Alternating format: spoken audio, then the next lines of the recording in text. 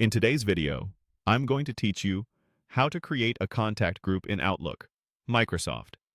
By the end, you'll have a single place where you can add multiple people and email them all at once, which is perfect for teams, clubs, or family updates. Start in your web browser and head to Google. In the search bar, type Outlook. In the results, open the official Outlook website. This takes you to Outlook on the web. If you're asked to sign in, continue with your usual Microsoft account so you can access your mail and apps. Once Outlook loads, look toward the top left for the Apps icon, often called the App Launcher or Waffle. Click it to open the Microsoft Apps panel. From there, choose Groups. This section collects the groups you belong to and is where you'll create a new contact group. Now click New Group. You'll see a setup panel. First, type a clear, memorable group name.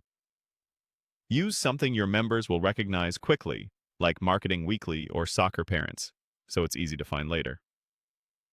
Next, add a short description. This helps explain the purpose of the group to anyone you invite and keeps things organized, especially if you manage several groups. When your name and description look good, click Create. Outlook will set up the group shell and then prompt you to add people. This is where you add members. You can add multiple members at once by typing a few letters of their name or pasting email addresses.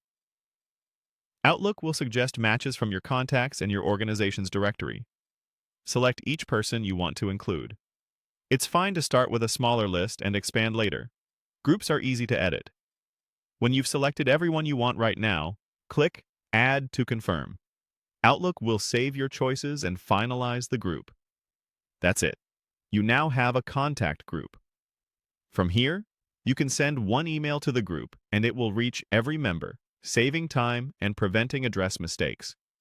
If you ever need to adjust the group, return to the Groups area to manage members, update the description, or refine the name. A quick tip: keep your group name consistent with how you refer to the team in messages, and review the member list periodically to add new people or remove anyone who no longer needs updates. Thanks for following along. You've just created a contact group in Outlook on the web, making your communication faster and more organized.